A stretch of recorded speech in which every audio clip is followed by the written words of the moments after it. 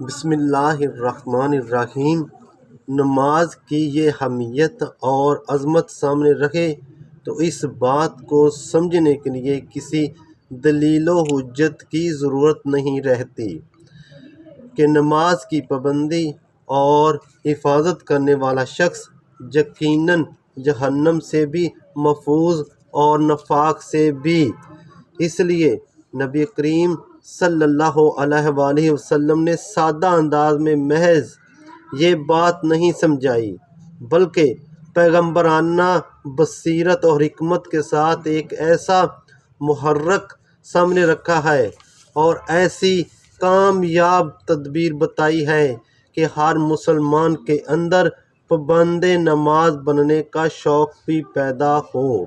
اور اس عملی تدبیر سے وہ واقعی نماز کا پابند بھی بن جائے۔ جو شخص 40 روز تک مسلسل پابندی کے ساتھ نماز باجماعت ادا کرے گا، ہر نماز میں تکبیر اولیٰ سے جماعت میں شریک ہوگا اور اس نیت اور ارادے سے کہ اللہ رب العزت اسے نفاق اور جہنم کی آگ سے محفوظ رکھے، تو توقع یہی ہے کہ ایسا شخص 40 دن کے اندر